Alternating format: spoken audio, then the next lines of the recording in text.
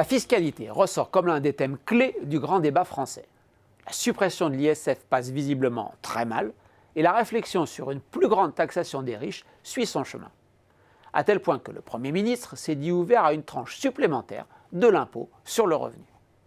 Les États-Unis connaissent actuellement le même débat avec, par exemple, la proposition de la députée démocrate Alexandria Ocasio-Cortez de porter la tranche maximale de l'impôt sur le revenu à 70%, ou celle de la sénatrice Elizabeth Warren d'une imposition de 2% des fortunes supérieures à 50 millions de dollars et de 3% pour celles supérieures au milliard. Bref, faire payer plus d'impôts aux riches est perçu comme un chemin nécessaire vers plus de justice fiscale et sociale. Est-ce une bonne voie? Le premier contre-argument consiste à souligner que, s'ils sont trop taxés, les riches français s'en vont chercher fortune sous des cieux fiscaux plus cléments, tandis que les étrangers sont dissuadés d'investir chez nous. Pourtant, rien ne vient confirmer ces affirmations. Selon les rares données du ministère des Finances, en 2014, 0,2% des redevables de l'ISF se sont expatriés et 300 sont revenus s'installer en France, le niveau constaté à peu près chaque année. Le think tank patronal COE Rexecode a tenté une estimation des pertes que subit la France du fait des départs des plus riches à l'étranger. Résultat, 150 millions de recettes d'ISF perdues par an sur les 5 milliards que rapportait cet impôt. Lorsque l'on met en relation la fiscalité du capital avec l'investissement des entreprises ou avec la compétitivité d'un pays, on ne trouve pas de relation directe. Deuxième contre-argument, 10% des ménages paient 70% de l'impôt sur le revenu. Mais cela ne dit rien sur la progressivité de cet impôt, pas plus que sur celle des prélèvements obligatoires, impôts et cotisations sociales en général. Les 10% les plus riches paient plus d'impôts que les autres, mais paient-ils plus en proportion de leurs revenus que ceux aux revenus plus faibles, ce qui est la définition d'une fiscalité progressive?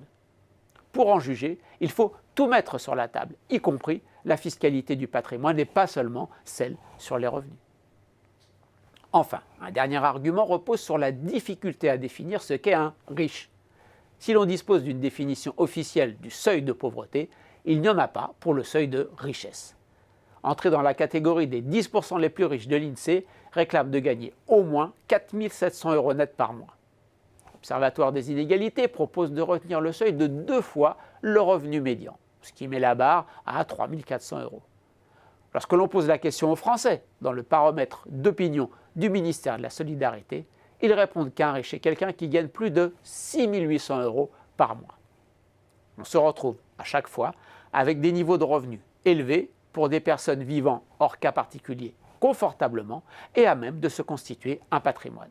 Mais pas dans les quelques milliers de personnes se trouvant au sommet de la hiérarchie des fortunes, et c'est bien leur fiscalité qui est aujourd'hui le thème des débats en cours.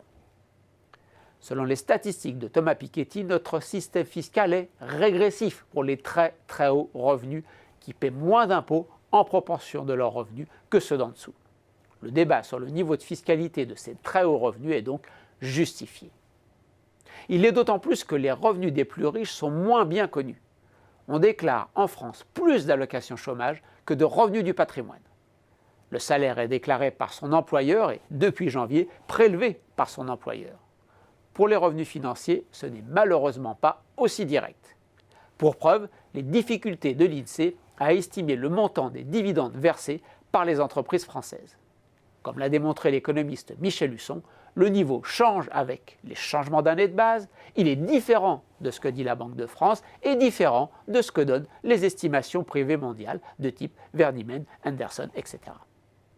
Enfin, si toutes les catégories sociales ont recours aux stratégies d'évitement fiscal, celles-ci sont plus agressives et concernent des montants plus importants pour les plus hauts revenus, ce qui renforce l'injustice fiscale.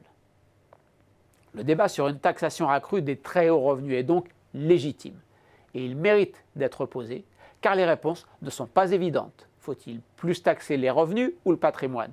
Le patrimoine lorsqu'il est détenu ou au moment de la transmission? Refuser le débat sur la taxation des très riches, c'est refuser la possibilité d'une plus grande justice fiscale en faveur du consentement à l'impôt et de la démocratie.